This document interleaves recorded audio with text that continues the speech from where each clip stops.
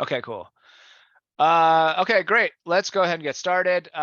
Today we are going to be we're leaving behind Plato and our section on the form of political theory. So Plato helped us sort of get a sort of taste of like what this type of scholarship looks like. There's much more to say about Plato, but like I'm going to leave that for your own research and interest because we have to move on to like the content. And today that's what we're doing. We're making the transition to content of the course. Is the central concept in the course's theme is freedom, which is, as we will see, it's intimately tied into the Western tradition of political thought, and to the concept of citizenship. And as we're also going to see, economics is tied up in all this as well. So that's the sort of movement that we're going to make. But our first introduction to these ideas is going to be Benjamin Constant, who's a French-Swiss political theorist. I don't know a whole lot about his life. I know that he was wrapped up in the end of the monarchy. He was wrapped up in the revolution. I think he was Republican in that he was sort of for the revolution in some sort of sense, like the end of the monarchy. I don't think he was a supporter of the Reign of Terror, as we call it. I think he was somewhat frenemies with Napoleon. He might have been exiled during periods of time, but also helped him in other times. I think that was part of the story. This guy's not one of our major figures for this course, but he's the sort of inspiration behind some of the structure, behind some of the central questions. The title of the lecture that we read is "The Liberty of the Ancients Compared with That of the Moderns." And so as we're going to see, I've been saying this, and when we will continue to look at this, a lot of the sort of discussion that we're having is comparing the liberty of the ancients to the liberty of the moderns, and that's quite literally what his lecture is titled. So I'm going to talk for about an hour, maybe less, and I'm going to walk you through 4 major claims that he makes in his lecture. And these are the claims. The first one is that there are 2 types of liberty, modern and ancient.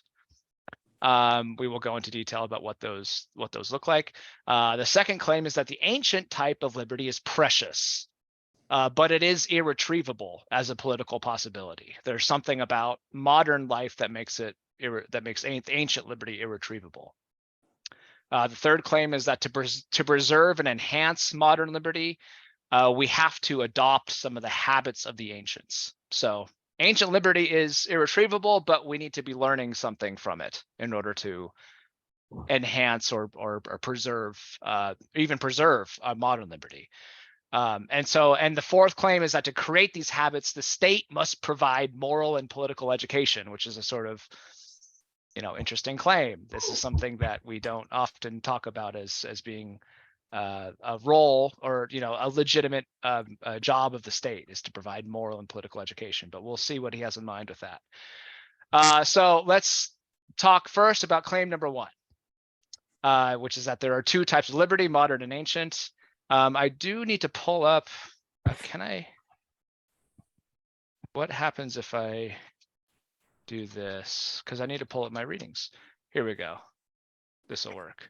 Yeah, so there are 2 types of liberty, modern and ancient. What is modern liberty? Well, he tells us. This is going to be 310. First, ask yourselves, gentlemen, what an Englishman, a Frenchman, and a citizen of the United States of America understand today by the word liberty.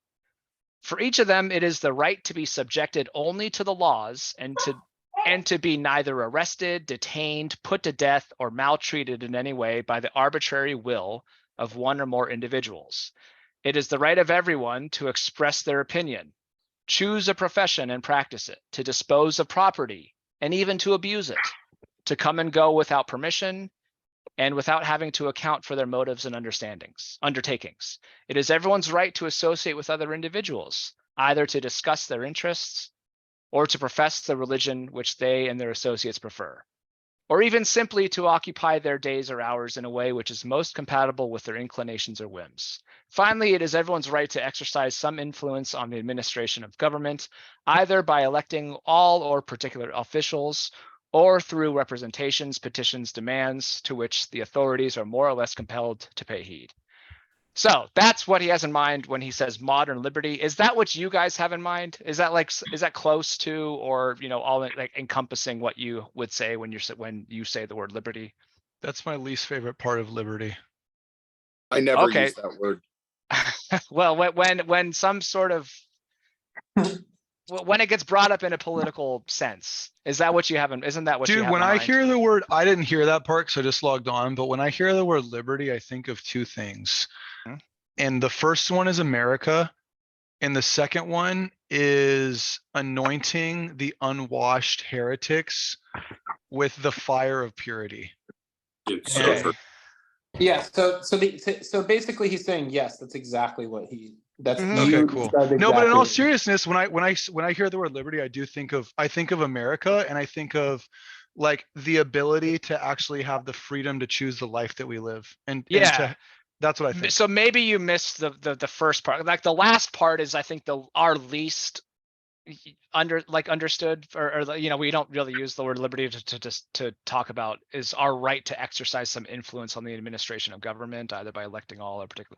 What we mostly have in mind is our right to express our opinion, choose a profession, to practice it, to dispose of property, even to abuse our property, to come and go without permission, without having to account for our motives or undertakings, associate with other individuals, either to discuss our interests or profess religion, whatever. Occupy our days or hours in a way which is most compatible with our inclinations or whims, right? That's like his idea of modern liberty is our idea. And look at this, he does say, this is what an Englishman, a Frenchman, or a citizen of the United States would say. And this was in the early 1800s. So already, in the 1800s, we have a modern notion of liberty, right? It's a notion that we would recognize. However, the ancients have something else in mind, right? And so if we continue on in this, when I do this, can you guys see what I'm reading off of when I do that? Yeah. Oh, okay. He says, now compare this liberty with that of the ancients. The ancient idea of liberty consisted in exercising collectively but directly several parts of the complete sovereignty in deliberating in the public square over war and peace, in forming alliances with foreign governments, in voting laws, in pronouncing judgments, in examining the accounts, the acts, the stewardship of the magistrates, in calling them to appear in front of the assembled people, in accusing, condemning, or absolving them. But if this was what the ancients called liberty, they admitted as compatible with this collective freedom the complete subjection of the individual to the authority of the community. You find among them almost none of the enjoyments which we have just seen form part of the liberty of the moderns. All private actions were submitted to severe surveillance. No importance was given to individual independence, neither in relation to opinions, nor to labor, nor above all to religion. The right to choose one's own religious affiliation, a right which we regard as one of the most precious, would have seemed to the ancients a crime and a sacrilege. And we saw that with Socrates, right? And then domains which seemed to us the most useful, the authority of the social body interposed itself and obstructed the will of the individuals. So another way to say this is that freedom and citizenship are the same thing, to the ancients at least, right? Freedom consisted in essentially in the exercise of collective self-rule. Like there is it's compatible with a modern notion to say something like self-ownership or ruling of yourself. Like that's a sort of modern understanding. And if we can draw a line between the sort of self-ownership or self-rule, the line we would draw is to the collective, right? There's a collective body that's self-ruling. That would be an ancient understanding of liberty. That's like the sharpest line I can draw. Say that? Can you say that again? I'm sorry. I'm listening. I'm just trying to track that. Yeah. So we have. Because when Constant is talking about ancient liberty, and he's talking about these political rights, and like for some reason they think that's liberty, and it's hard, it's difficult for us to understand why would they call that liberty, right?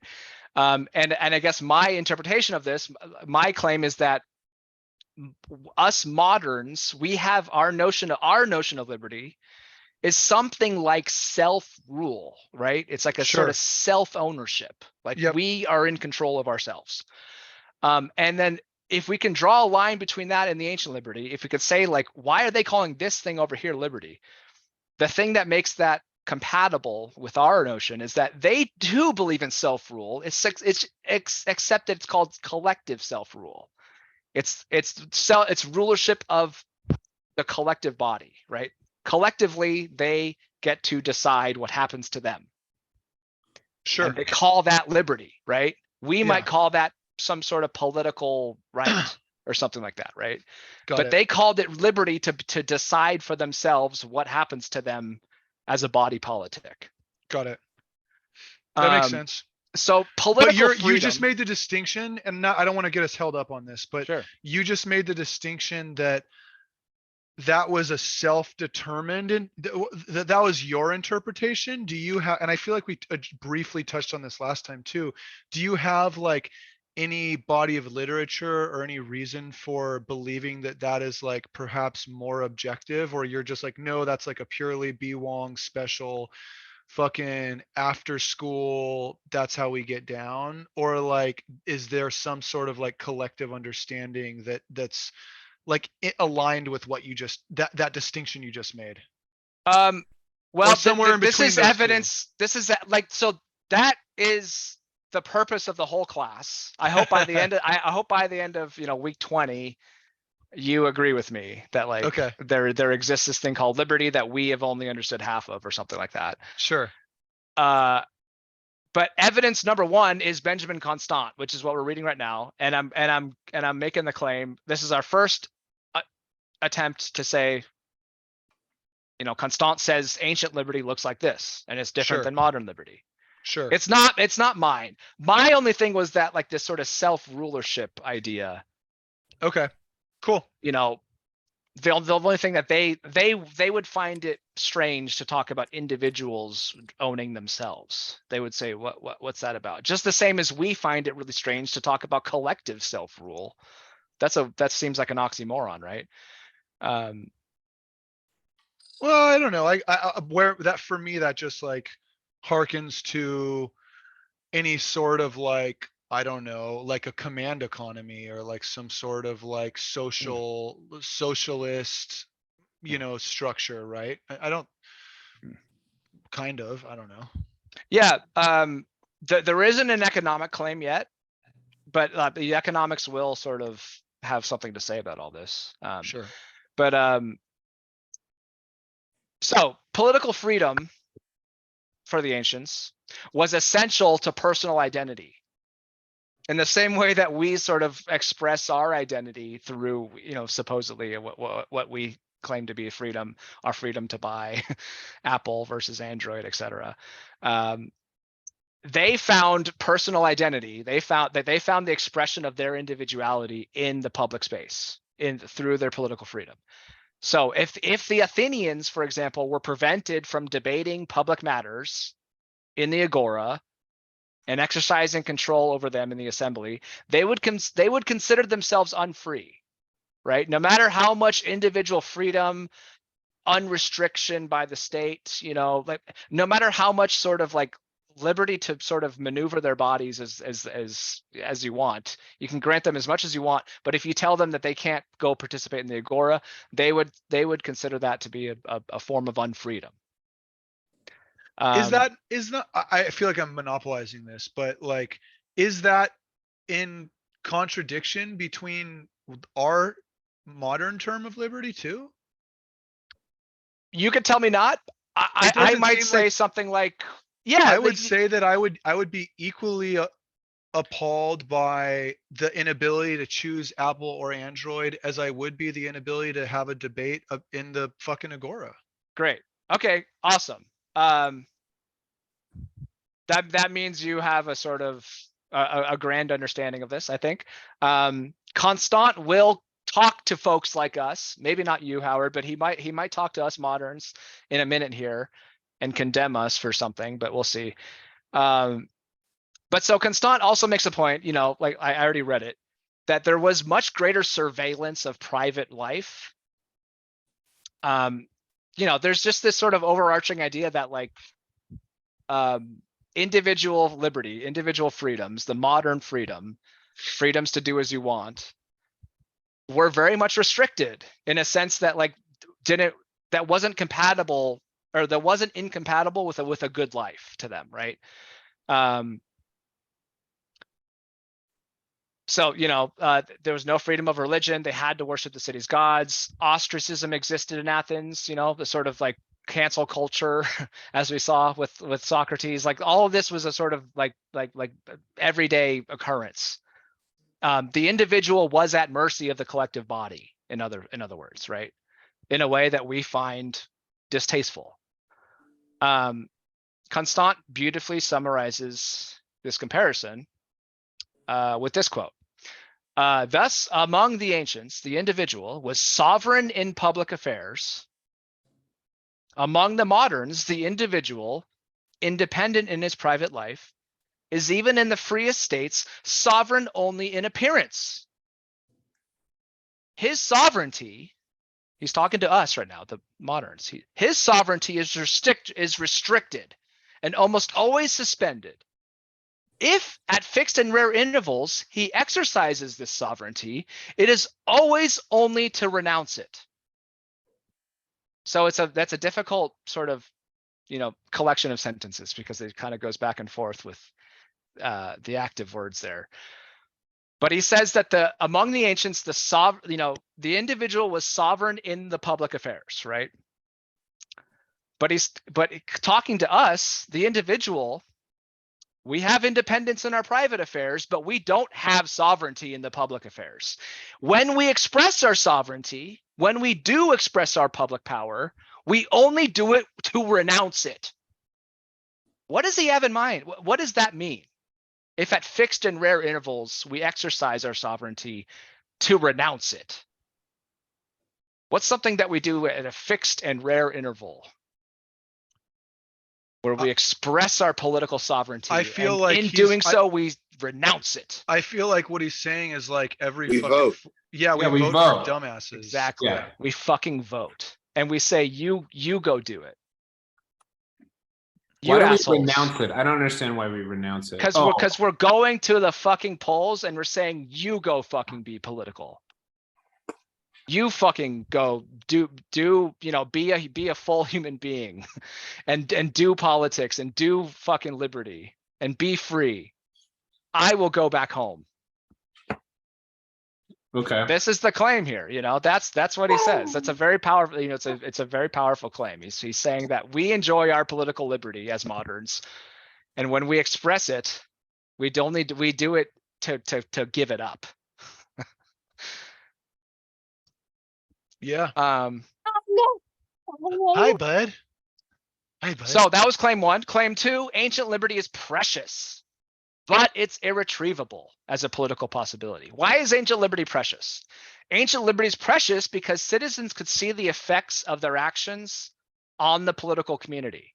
Their efforts made an observable difference.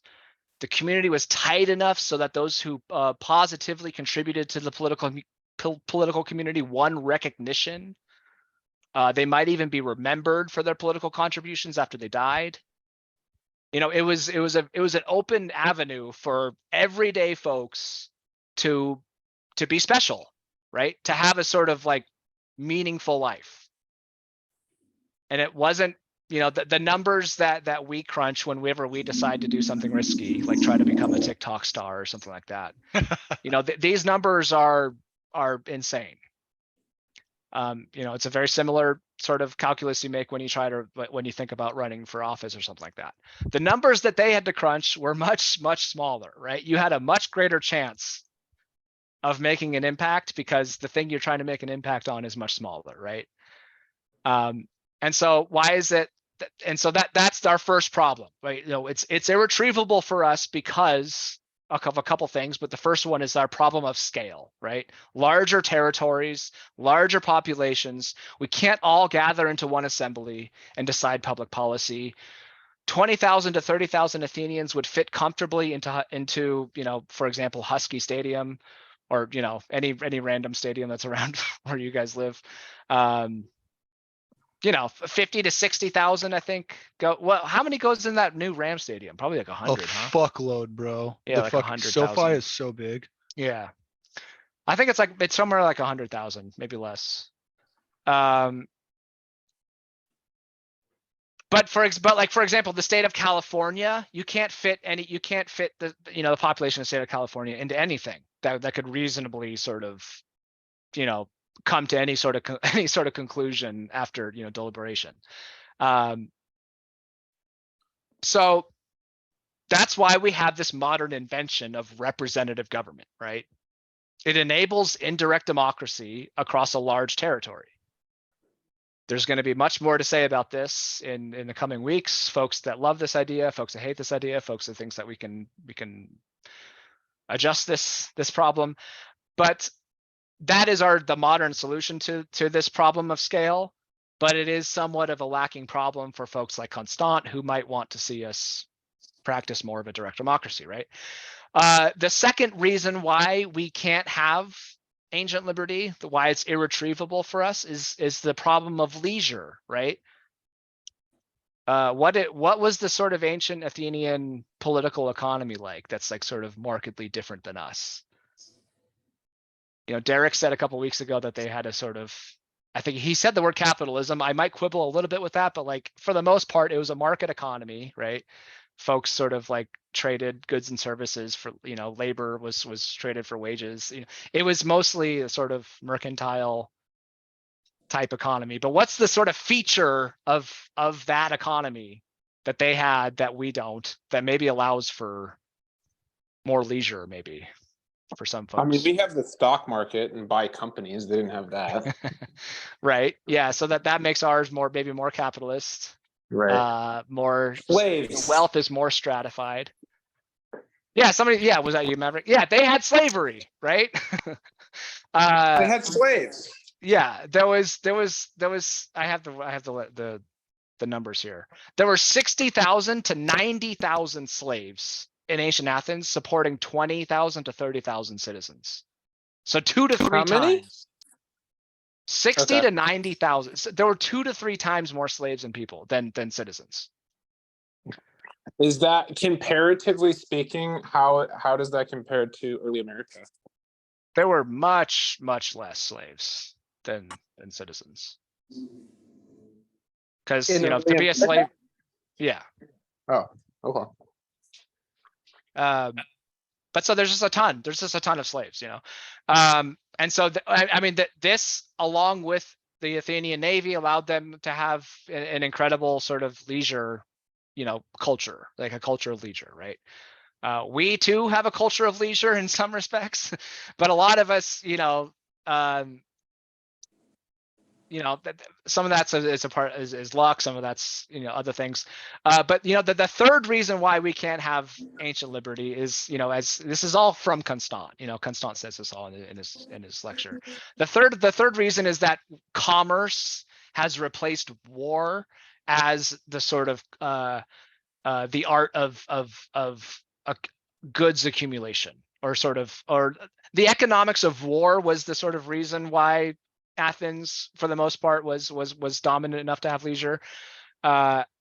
We have replaced that with commerce. This is Constant's language. We've replaced that with commerce, and commerce is a sort of self-perpetuating endeavor. None of us wake up one day and say, "Oh, I'm not going to work today." Well, maybe we do that. His argument is that we sort of like rest in a way that allows us to go to work, right? We just continue to work in a way that sort of like defines our lives. As opposed to what he might have in mind with this idea of war, where like you might spend 2 or 3 years on an expedition in war, and you would come home and have a year or two of doing politics, of like hanging out. That was the idea there. So again, these are all reasons why ancient liberty is irretrievable. We just sort of have a different type of society. But so in underscoring the irretrievability I wrote the word down, but I don't know how to pronounce it. Irretrievability of ancient liberty. That it also sharpens our distinction between ancient and modern liberty. Because he says this, and this is a pretty pithy sentence. It's quite nice. We can no longer enjoy the liberty of the ancients, which consisted in an active and constant participation in collective power. Our freedom must consist of peaceful enjoyment and private independence. So he seems to be sort of giving up, right? He says like, well, we can't, it's irretrievable and we can't get anything for, our freedom must be the modern sort of freedom. So he does that, but also just for us to understand is we can think of this as the distinction between public power and private pleasure, right? That's the sort of pithiest way to sort of differentiate between ancient and modern liberty. Public power versus private pleasure.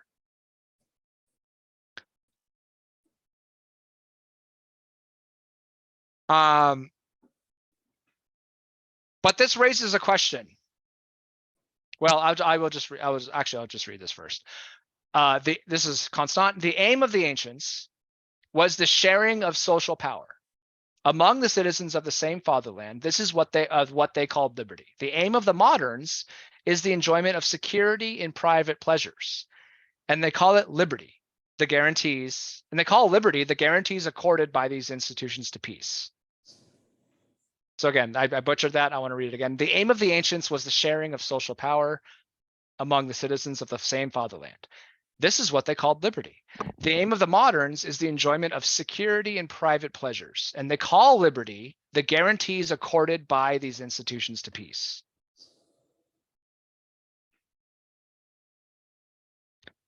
But so this is interesting. So like, it raises a question: if ancient liberty is irretrievable, right?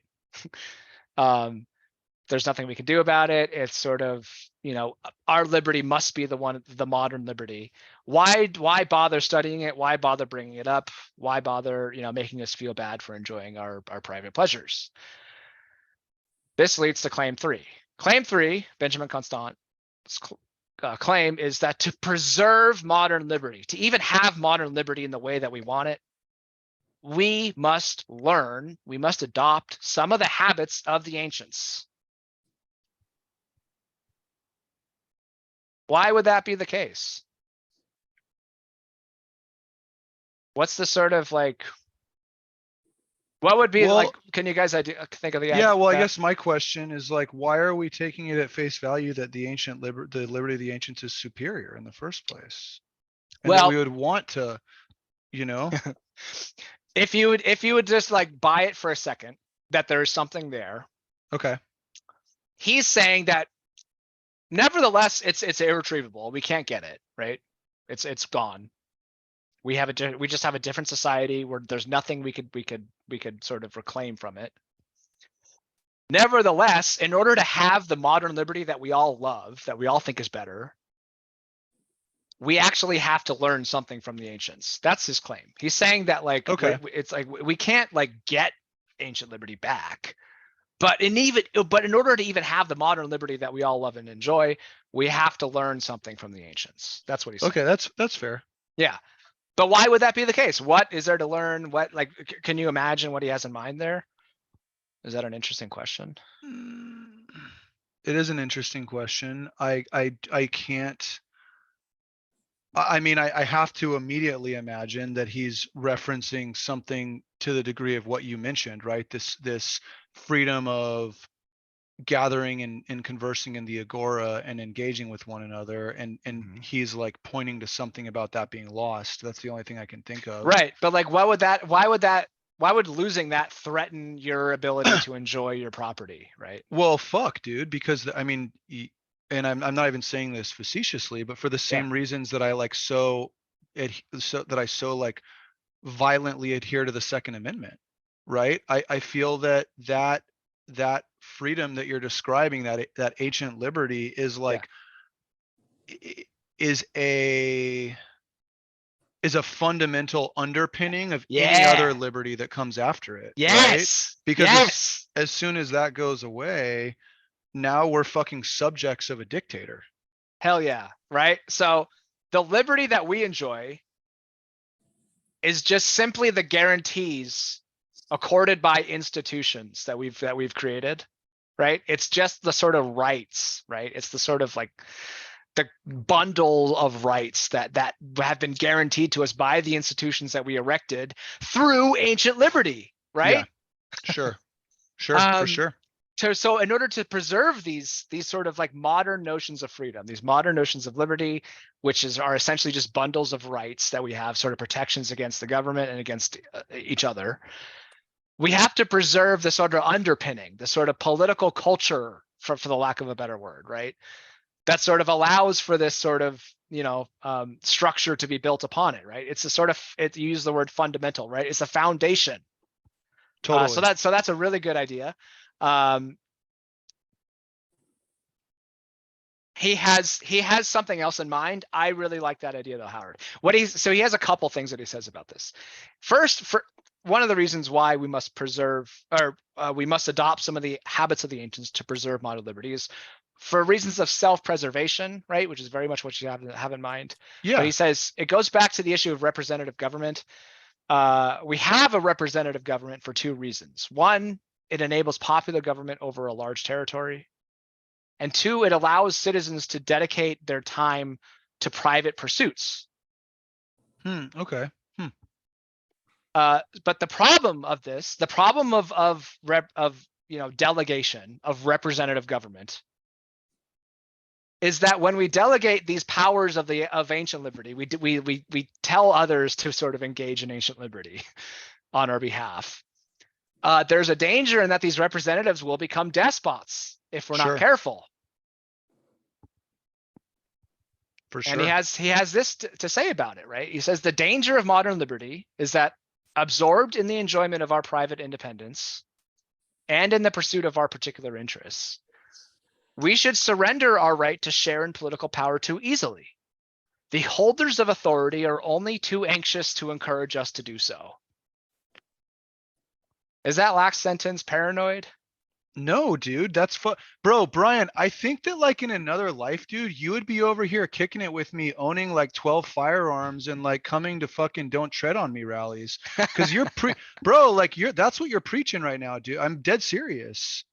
Like that's the same that I'm not like a 2A guy for like self-defense. So I have guns so I can self-defend. I'm a 2A guy because it's fucking protection against a tyrannical government, which is like fundamentally what you're talking about, and which coincides with the freedom of speech, which is like obviously an oversimplification, but is what this comes down to. Or freedom of engagement. It's more than just freedom of speech. I get that. But like, yeah, bro. I'm flattered that's not paranoid. I'm flattered that you take me as a proponent. No, everything you do, like, and not to derail us too much, but like, you're very good, and you're very good at remaining impartial to it while just stating the facts. But you're also very good at putting, being like doing the professor shit, where you're like, oh, that Howard mentioned this last week, or oh, Derek said this last week. Like, I'm just picking up all this shit, and I'm just like, damn, Brian knows what he's fucking doing. So he's basically just manipulating me to keep me engaged. And yeah, 100%. He's doing an amazing job at it. Hell yeah. I was gonna say that, like, I'm flattered that you take me as a proponent of Benjamin Constant. That means I'm doing a good job sort of expressing his views. Oh, so you like hate this dude. Okay, that makes more sense. Okay, cool. All right, that makes more sense. I'm not. No, I'm not saying that at all. Literally not saying that. But yeah, no, I don't think that's paranoid at all, bro. I think that's fucking cool. Yeah, that's the real I find shit. that outrageous and extremely paranoid. And someone who says these things also says things like when shit hits the fan and all of this other dumb shit. Yeah. But anyway, like whatever.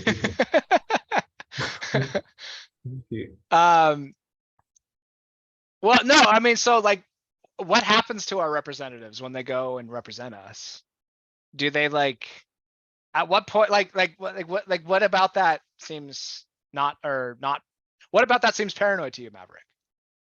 Like, do you think these people are like inherently good? Like, they're not going to be corrupted?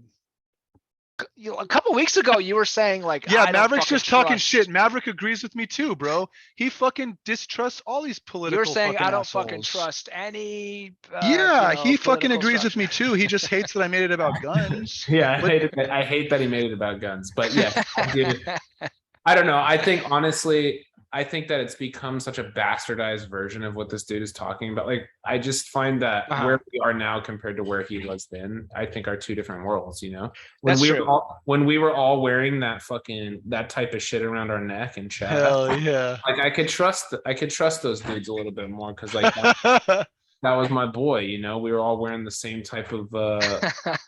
There was no fucking broccolinis anywhere, dude. Yes, you know, like look at this dude's haircut, you know, like this dude rolls in your house, like yeah, like I trust this guy. Yeah, that's fair. That's fair. Okay. enough. Well, having said all that, he might deliver us to a conclusion that you nevertheless disagree with, Howard. We'll see. Oh fuck.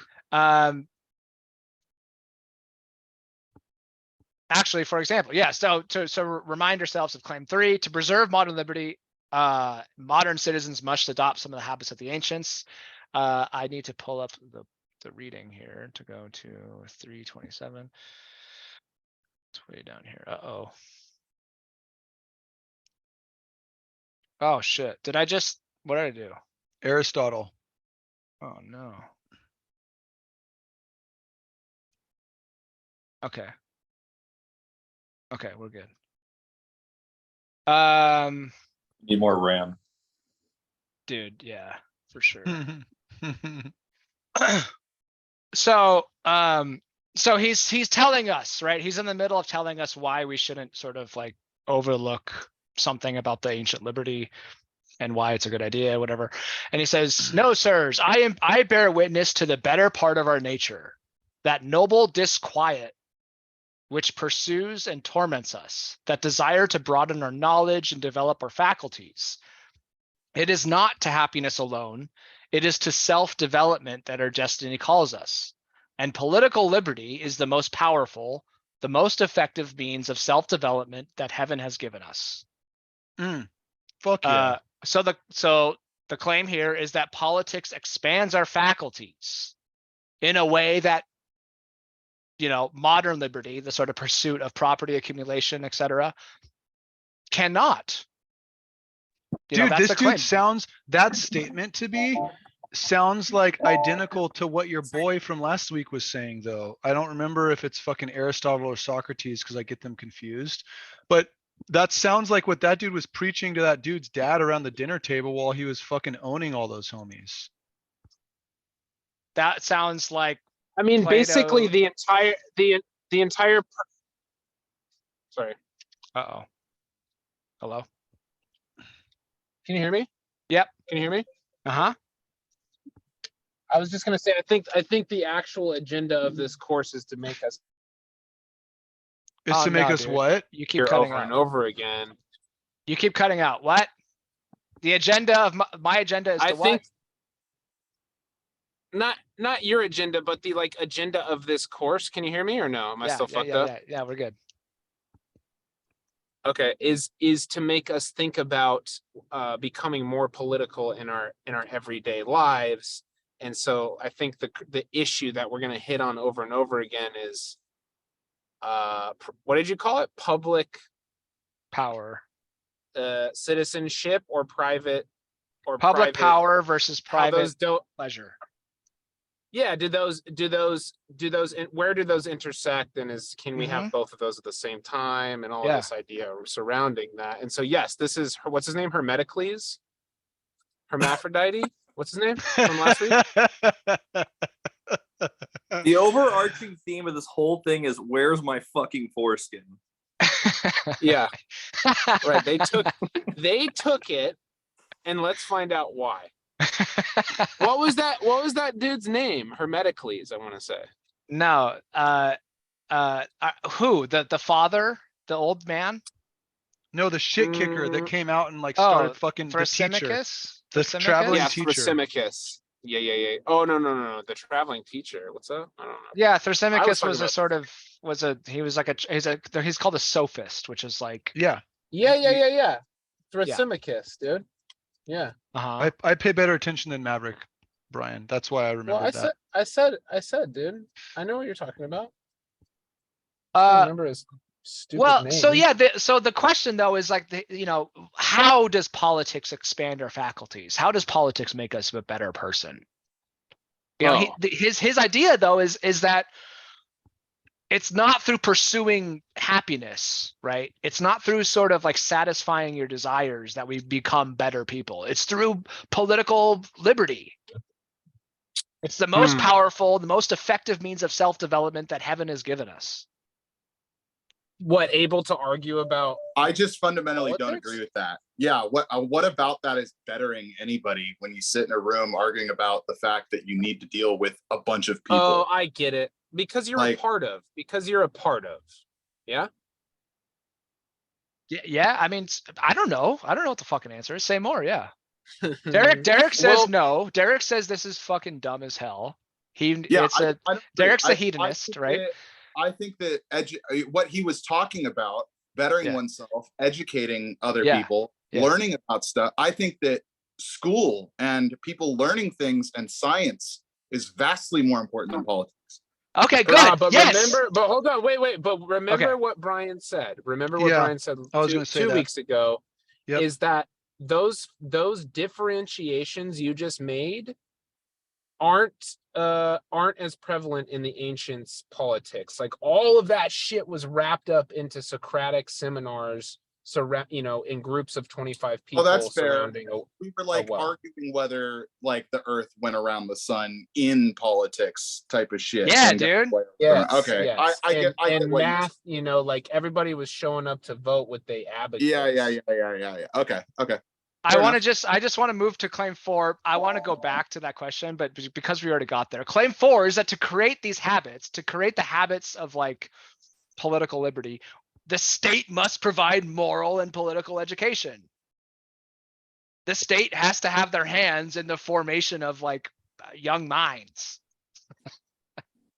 It's like, it's just interesting that like your mind went to education right there, which is like, that's where Constant's mind is too, dude. I have like 5 million tabs open. Yeah. So, I mean, is there more to say about, so Derek's a sort of hedonist, but he also says that like, there's a clear delineation between politics and like, bettering yourself, right? Politics is like a sort of messy, like arguing with each other about nothing really. And if you want to like better yourself, you like read a book, right? And then so like the response to that was like something like, well, the ancients didn't really have much of a differentiation between, science and the humanities and civics and things like that. And those are all great ideas. But so, again, I mean, is there more to say about this? Is Constant right? Is it politics essential to self-development? Is there more to say about that? How else can we say that? Maverick, you said that like to be a part of. I do think there's more to say about that. And I think what Derek said, in my opinion, it's not politics, although we just said that they didn't differentiate. Like, okay, yeah. The modern politics, no. Yeah. Sure. The modern education, yes. I think, are we correct in assuming that they are kind of using those terms interchangeably? Mm-hmm. Yeah, I think that's a really good response to that objection to Constant. Just to say something like, well, how clear is the line between education and, like what our modern learning. Politics are fucking ridiculous, dude. Our modern, how does a modern citizen participate in politics?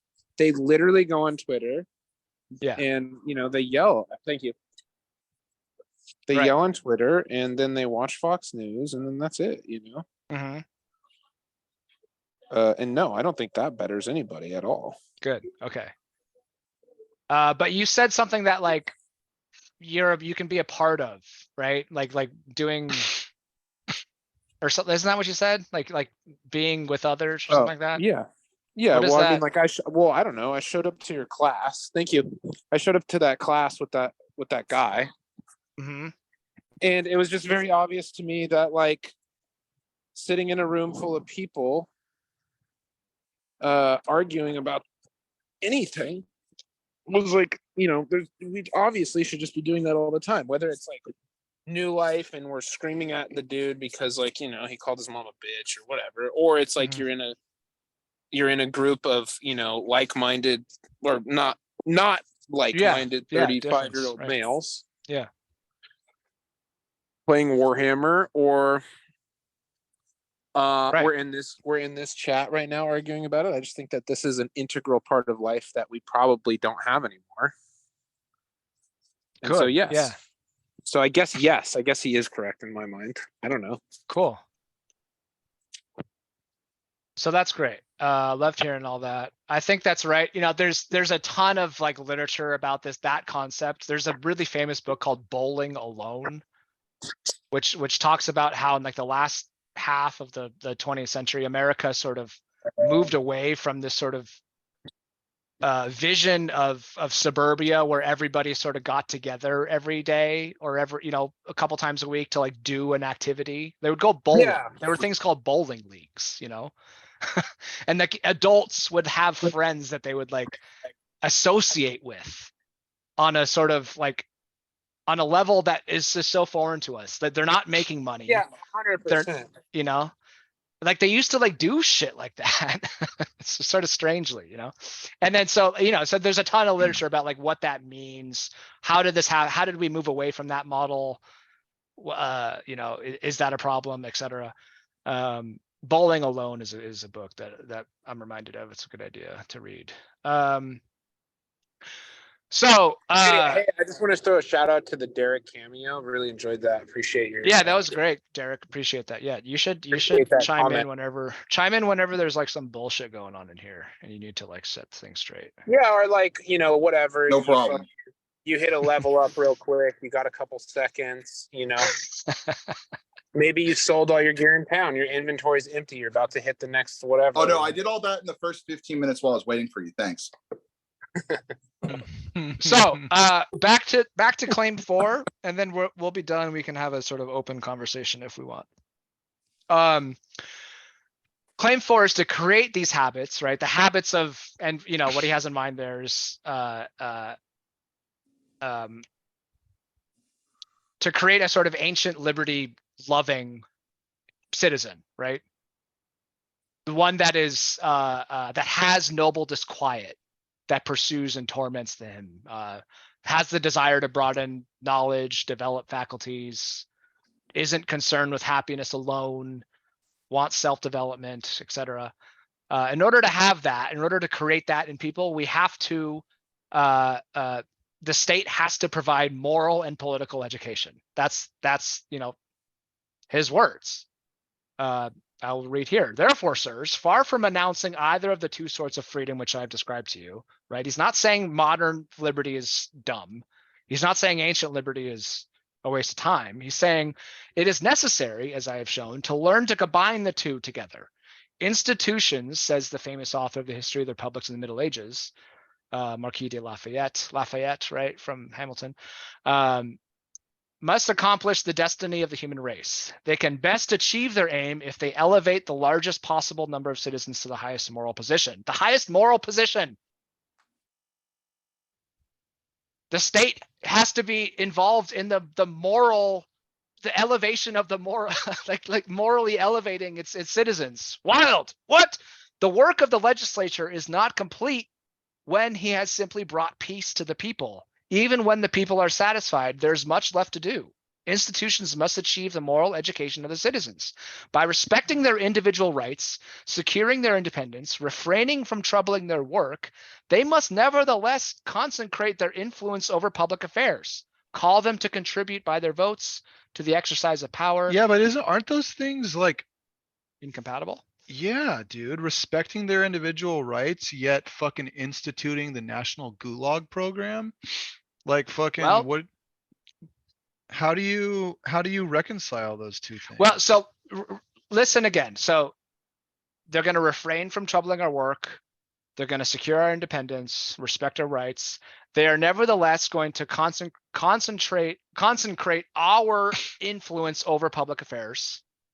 right? They're going to sort of like institute a sort of institutional power that we have over public affairs, call them to contribute by their votes to the exercise of that power, grant them a right of control and supervision by expressing their opinions, and by forming them through practice for these elevated functions, give them both the desire and the right to discharge these. I don't think there's anything in there that has anything about sort of infringing upon your ability to do as you please. Yeah, I guess you're right. There was a line where he said, no, yeah, you're right. I don't know. Yeah, he said he was gonna take his guns. No, but there was a that. line. I don't. No. You're right, Brian. It's good. There was a line in there that like freaked me out. But you're right. You might have heard. Yeah, you might have heard concentrate their influence over public affairs, and you might have switched up the subject and the object there or something like that. Well, no, it's just like this week's been really tough, based on what's going on. So like a lot of people are defensive right now. What do you mean? What's tough about this week? Well, to the leader of certain groups of people, some things have happened this week. The death penalty has been discussed. We're just on edge.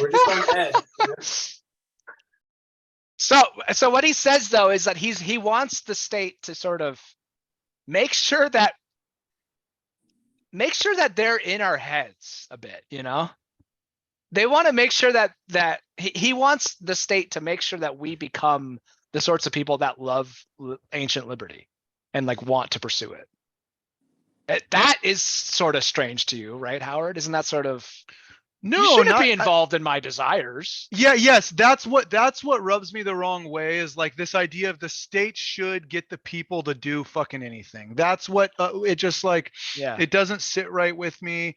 This idea that the state should have any involvement in like what I think or do, that rubs me the wrong way. But here's the deal.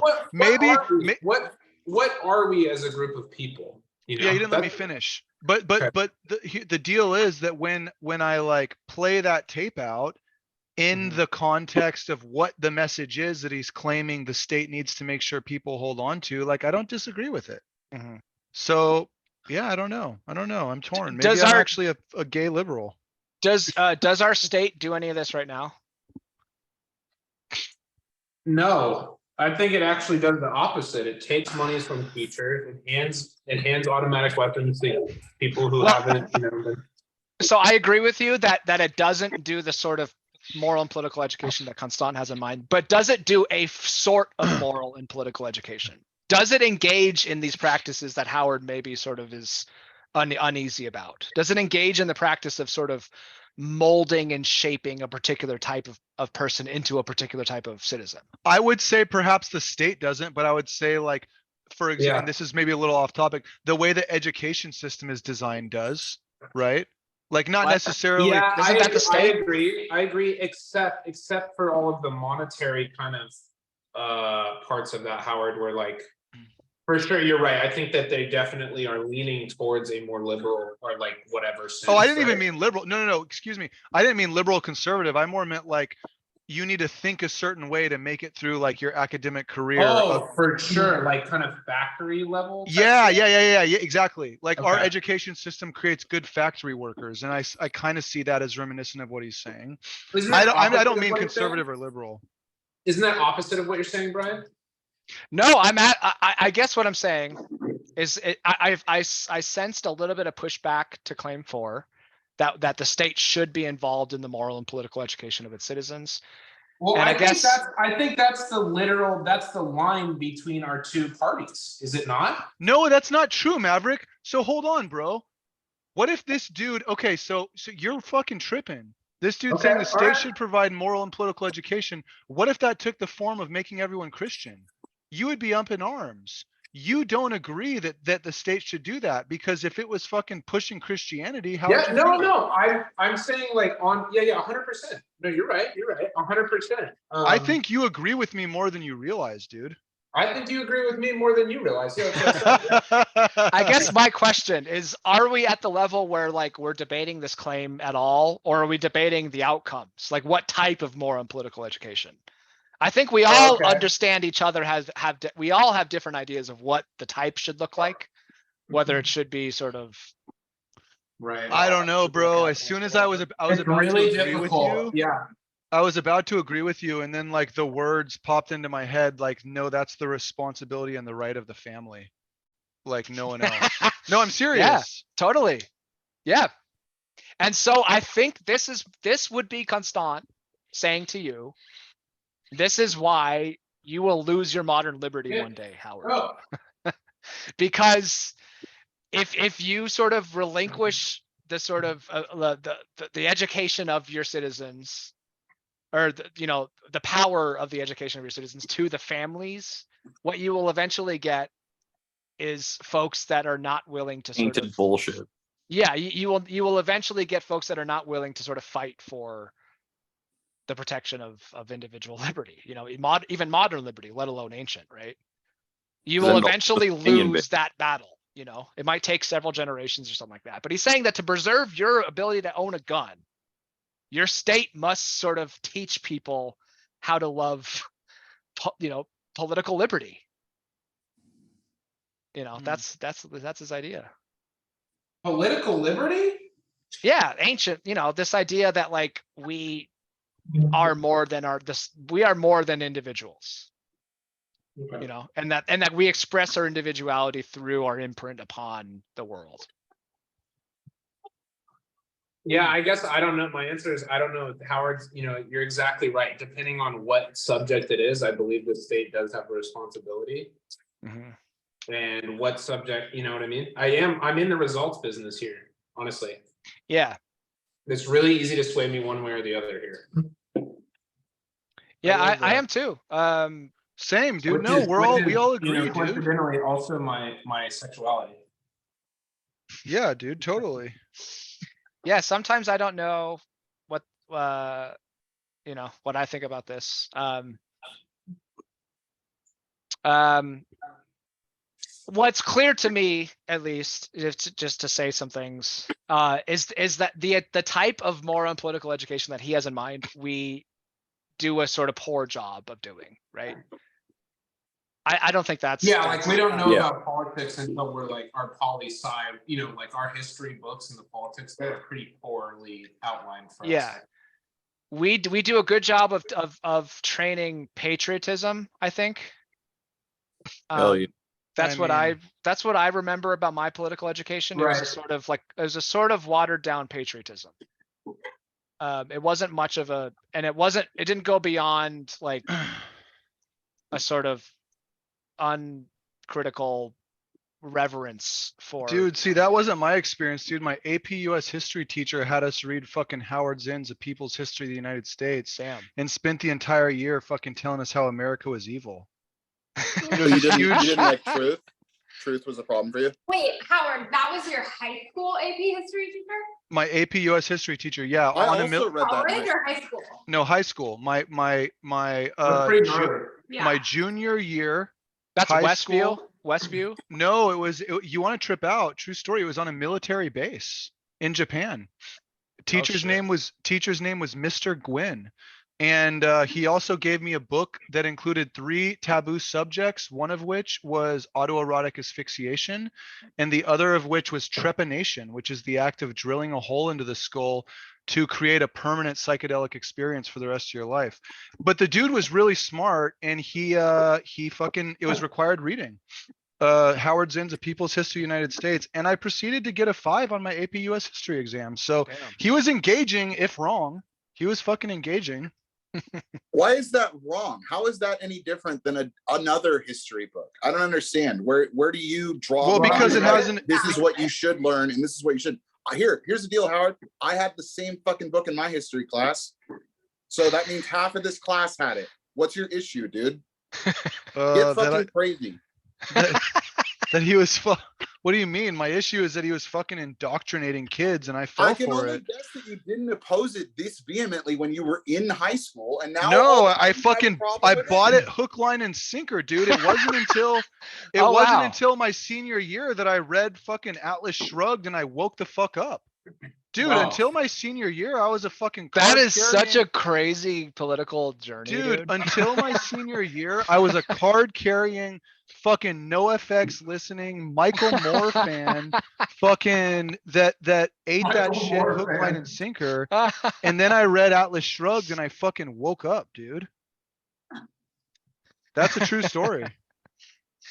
Can you write that Interesting. down and put it on a t-shirt? My sense- Michael Moore listening.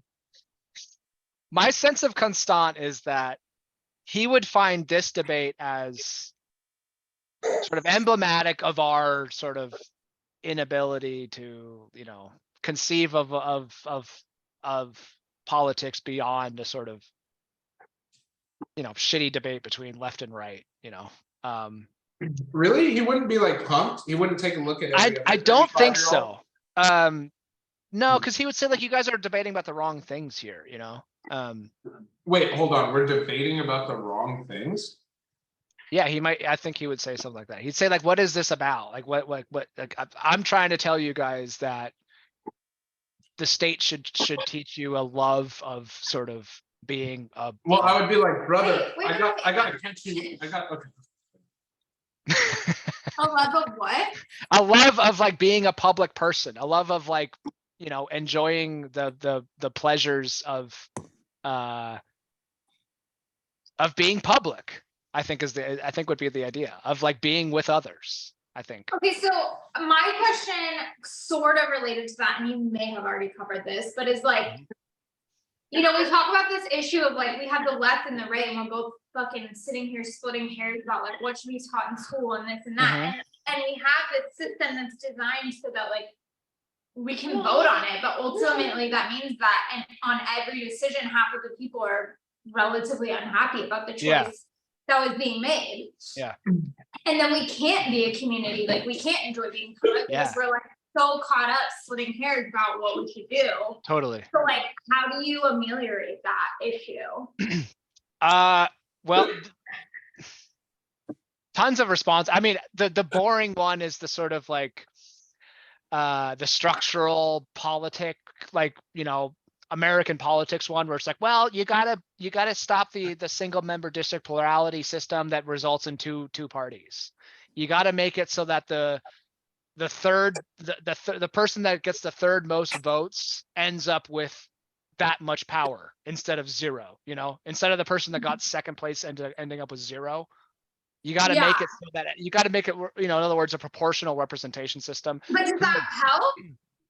Well, Interesting. Does that mean in liberal schools we teach Howard Zinn's and people history, and then in conservative schools we don't? A lot of folks point to Well, that. first of all, there's no such thing as a conservative school, but that's close. Okay. A lot of folks would point to that, Call and the then they school would that doesn't say teach Zen. they would say that like, well, you would end up with multiple parties. You'd end up with, you know, like you see in other, you know, democracies around the world. And then what you find when that happens is that there isn't this sort of cleavage between the left and right that is so distinct and stark.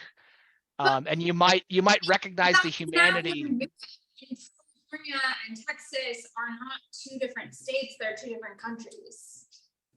Who cares? That's true. And then so my response to that has always been one of like, well, weren't they sort of constructed to look like that rather than that's what they actually are? You know, like the pursuit of winning elections has sort of made a state like Texas or Texas is actually pretty blue, but you know, you know, other sort of red states maybe. You guys are fucking insane. You'll What? see. What? Dude, have you ever been to fucking Texas? I go to Texas all the time for work. It's not a blue state.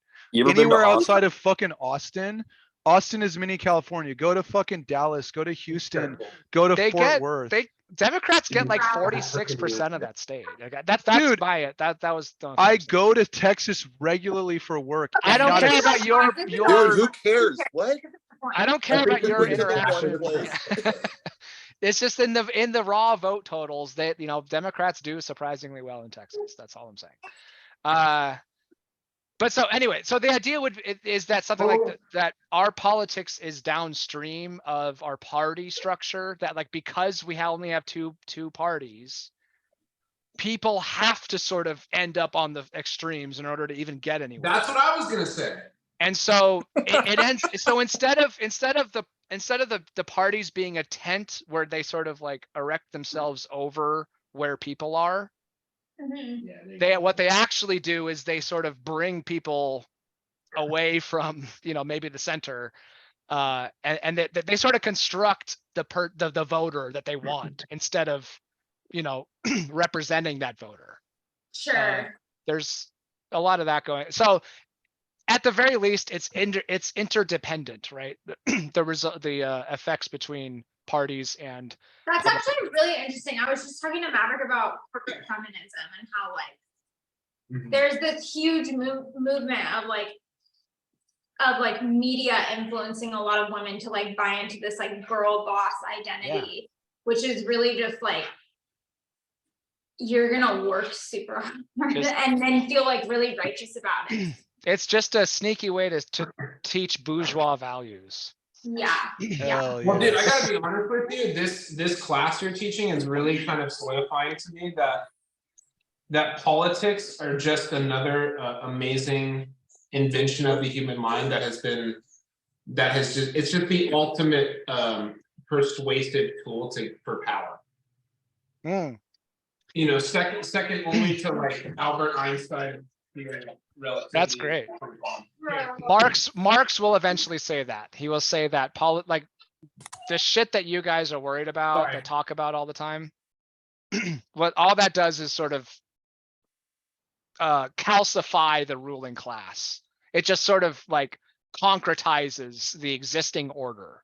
Oh, that's all that you guys are up to. You know, it's just laying the bricks, you know, around your own sort of, you know, prison. That's a sort of Marxist critique of politics. Marxist party is pretty anti-political.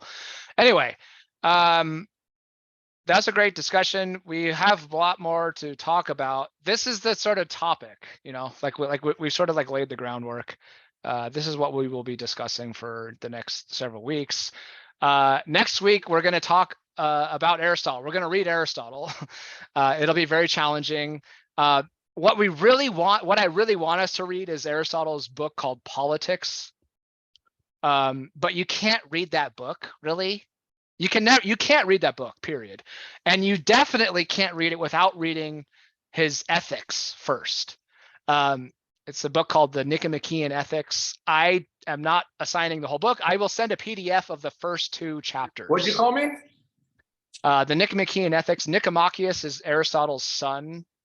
And it's called the Nicomachean Ethics because it's Nicomachus who compiled lecture notes and turned it into a book called the Nicomachean Ethics. Aristotle in this picture is actually holding the book, the Ethics. He conceived of it as one of many about human life, of which we'll read Ethics and we'll also read Politics. There's other ones too. And this picture is actually a smaller part of a much larger picture, which we will see at the beginning of next week.